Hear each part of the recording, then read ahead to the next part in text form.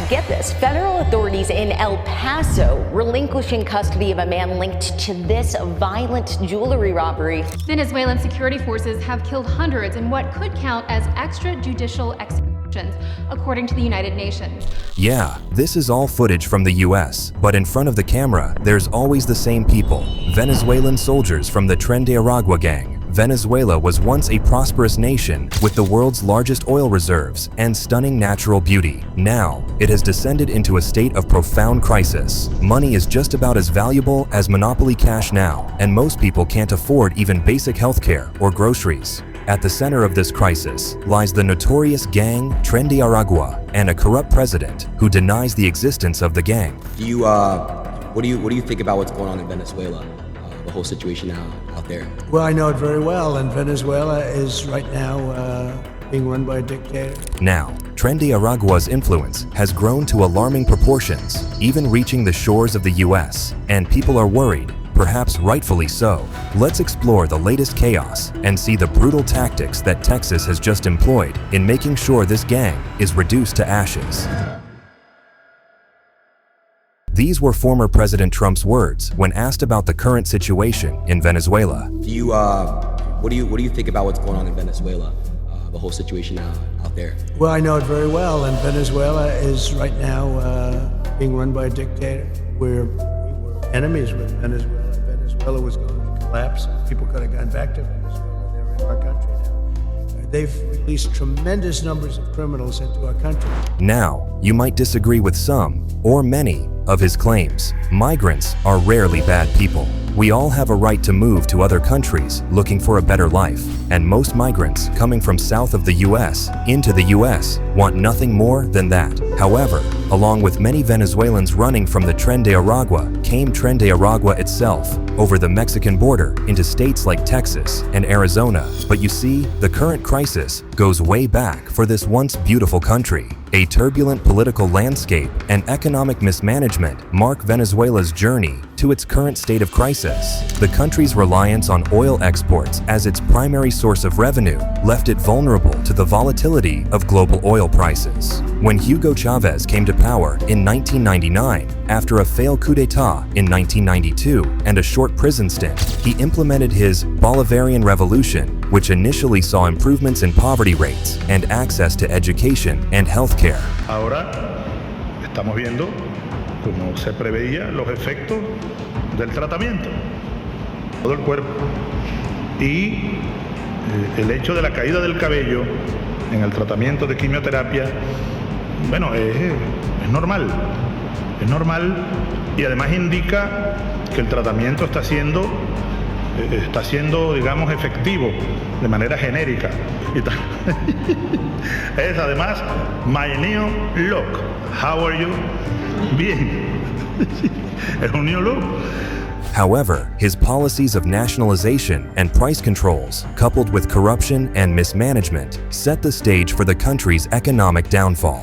Following Chavez's death, in 2013, his chosen successor, Nicolas Maduro, took office. Under Maduro's leadership, the situation in Venezuela rapidly deteriorated. The collapse of oil prices in 2014 exposed the fragility of the country's economy, leading to hyperinflation, widespread shortages of basic goods and medicines, and a humanitarian crisis of unprecedented proportions. Amidst this chaos, criminal organizations found fertile ground to expand their operations. The most notorious among these is the Tren de Aragua, a gang that has risen to prominence in recent years. There's already about 8 million Venezuelans that have fled the country since 2015 or 2016.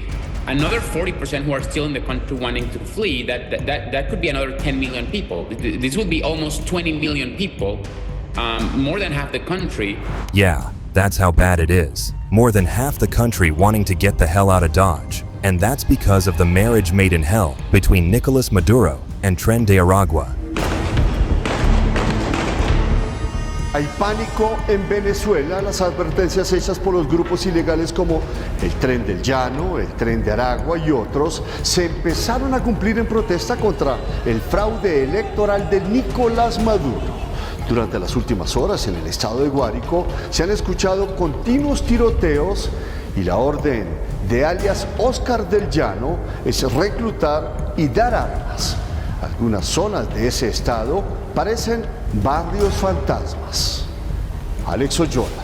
Tren de Aragua originated as a prison gang in the state of Aragua, Venezuela. Taking advantage of the country's deteriorating security situation and weakening institutions, the gang rapidly expanded its influence beyond prison walls. Their activities span a wide range of criminal enterprises, including drug trafficking, extortion, kidnapping, and human smuggling. The gang's name, which translates to Aragua Train, is believed to reference the railway line that runs through Aragua State. This imagery of a train network aptly describes how the gang has spread its influence across Venezuela and beyond its borders. Tren de Aragua's growth has been meteoric.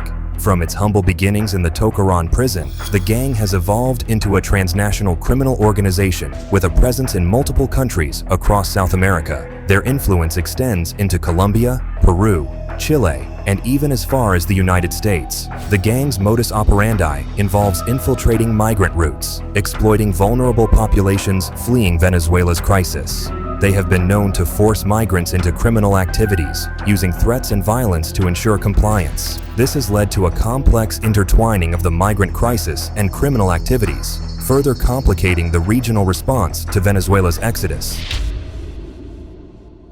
The rise of Tren de Aragua has had a devastating impact on Venezuelan society. In areas where they operate, the gang has effectively replaced state authority, implementing their own brutal form of justice. Extortion has become commonplace, with businesses and individuals forced to pay protection money to avoid violence. En menos de una semana, Venezuela se ha sumido no solo en los brotes de violencia en la calle, sino parálisis temporal de transporte urbano y el suministro de combustible. Las autoridades también acusan a los mismos que destaparon el fraude electoral de culpables. Wait, did he just say electoral fraud? Yeah, about that. Nicolas Maduro's been running Venezuela like it's his personal monopoly game, changing the rules whenever he's losing. He's shut down anyone who dares to speak against him, turning the country into his own little dictatorship playground. But here's where it gets weird. His iron fist approach has actually helped Tren de Aragua flourish. How does that work? Well, as Maduro weakened the police and courts, Tren de Aragua swooped in like vultures, taking over entire neighborhoods. And it goes the other way around too. Maduro's actually benefiting from their reign of terror. See, Maduro uses the fear created by Tren de Aragua to justify his harsh policies. He's like, look how dangerous things are. You need me to protect you. Meanwhile, the gang is thriving in the chaos Maduro has created. It's like they're feeding off each other's awfulness. This twisted partnership came into the spotlight during the July 28, 2024 presidential election. Maduro claimed he won with 51% of the vote, but pretty much everyone else called BS. The opposition candidate, Edmundo Gonzalez, said the election was rigged. And guess who was spotted intimidating voters? Yep, Tren de Aragua members. So now Venezuela's stuck in this nasty loop. Maduro's dictatorship creates perfect conditions for Tren de Aragua to grow, and the gang's violence gives Maduro excuses to tighten his grip even more. It's like a never-ending cycle of corruption and crime, with regular Venezuelans caught in the middle. The gang's activities have contributed significantly to the country's skyrocketing crime rates. Kidnappings, once rare in Venezuela, have become increasingly common. The fear instilled by Tren de Aragua and other criminal groups has destroyed the quality of life for ordinary Venezuelans, already struggling with economic hardship and political instability. The influence of Tren de Aragua has not been confined to Venezuela's borders, as the Venezuelan crisis has spurred a mass exodus of migrants. The gang has exploited this movement to expand its operations internationally. They are going through the complex, like I'm told that they are, heavily armed. They patrol the complex. They control who comes in, who goes out. They go from door to door. They have forced their way into many complexes. They have thrown people out. Recent reports indicate that Tren de Aragua has established a strong presence in the United States, raising significant concerns among law enforcement agencies. The gang's members are believed to have entered the country by blending in with the influx of Venezuelan migrants seeking asylum. You can only imagine what this does to the already divided political discourse in the U.S. In the U.S., Tren de Aragua has been linked to a variety of criminal activities, including drug trafficking, human smuggling, and violent crimes. Maybe even a deadly threat facing both our state as well as our country. is the recent entry and expansion of the vicious Venezuelan gang known as Tren de Aragua. Their presence has been noted in several states, including Florida, New York, and Texas. All right, get this. Federal authorities in El Paso relinquishing custody of a man linked to this violent jewelry robbery. This happened back in June in Denver. So our partners at News Nation, they're reporting it's part of a Venezuelan gang. The growing threat posed by Tren de Aragua has led to calls for stronger action against the gang. In a significant move, the state of Texas has designated Tren de Aragua as a terrorist organization. This designation allows for enhanced law enforcement measures and stricter penalties for individuals associated with the gang. Governor Greg Abbott of Texas announced this designation. During his press conference, Abbott noted that more than 100 TDA members had been arrested at the Gateway Hotel in downtown El Paso on charges including human smuggling and possession of illegal drugs. Some media reports described it as a takeover of the hotel by the gang. Michael Shifter from Inter-American Dialogue explained, "It is clearly a major problem that needs to be dealt with. I think there's reason to be confident that U.S. law enforcement can handle it. This move reflects the growing concern about the gang's activities and its potential to destabilize communities in the United States." The issue of Tren de Aragua and Venezuelan migration has become a hot-button political topic in the United States. Former President Donald Trump has made strong statements about the situation, claiming that Venezuela is emptying their prisons into the U.S. While these claims have been disputed by fact-checkers, they highlight the politicization of the issue and its potential impact on U.S. foreign policy and immigration debates. They've released tremendous numbers of criminals into our country. If you look at Caracas, it's known for being a very dangerous city, and now it's very safe. Trump went as far as saying this about Venezuelans. They're drug dealers, they're criminals, they're murderers, they're rapists. Everything's been moved into the United States. Yeah, it doesn't take much knowledge to realize not all Venezuelans are so, and it's not cool to talk like that about an entire nation. And as Michael Shifter pointed out, it might not be a coincidence that Abbott named Tren de Aragua a terrorist organization right before the elections. Indeed, but whatever your stance on the elections, the reality of Tren de Aragua is an increasingly violent one, and many law enforcement agencies in the U.S. can no longer ignore it. Texas has taken a particularly aggressive stance against Tren de Aragua, reflecting the state's concerns about border security and transnational crime. The designation of the gang as a terrorist organization is just one part of a broader strategy to combat their influence. Expansion and entry of this gang could destabilize public safety in the United States as well as in the state of Texas. Texas has implemented several measures to target Tren de Aragua. The state has bolstered its presence along the border with Mexico, aiming to intercept gang members attempting to enter the country. Law enforcement agencies have created dedicated units to focus on Tren de Aragua's activities within the state. Texas has also intensified efforts to collect and analyze intelligence about the gang's operations, working in collaboration with federal agencies and international partners. Recognizing that many Venezuelan migrants are themselves victims of Tren de Aragua, Texas has initiated programs to build trust with migrant communities and encourage reporting of gang activities.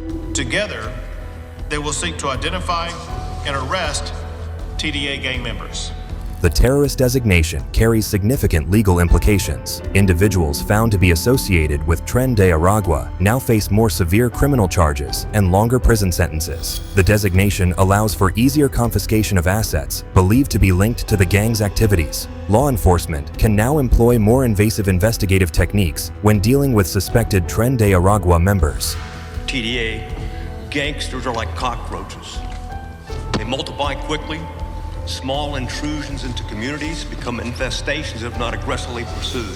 Clearly, the Tren de Aragua problem isn't just giving Venezuela headaches, it's causing migraines for U.S. policymakers too. Think of it as adding ghost peppers to an already spicy dish of U.S.-Venezuela relations. Here's the deal. The U.S. has slapped sanctions on Venezuela, hoping to pressure the Maduro government into behaving. But some folks are wondering if these sanctions are backfiring, creating a perfect storm for gangs like Tren de Aragua to thrive. And it doesn't stop there. With Tren de Aragua members sneaking into the US, the immigration debate has reached a whole new level of heated. It's like trying to solve a Rubik's Cube blindfolded. How do you protect asylum seekers while keeping the bad guys out?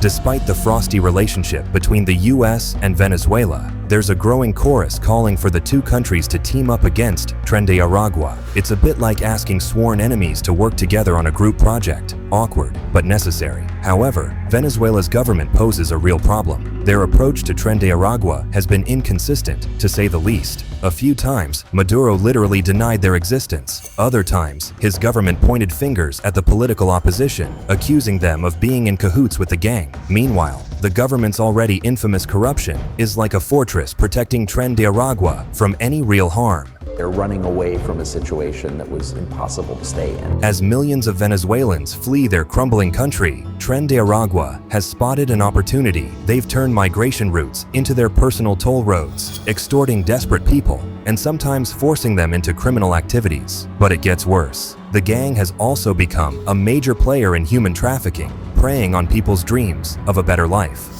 And as Venezuelan migrants spread across South America, so does Tren de Aragua's network. It's like they're franchising their criminal empire. Texas has already shown their stance on the gang, and it's most likely going to get even more violent from here on out. There's only one way to treat designated terrorist groups, but law enforcement agencies across the Americas need to work together like a well-oiled machine.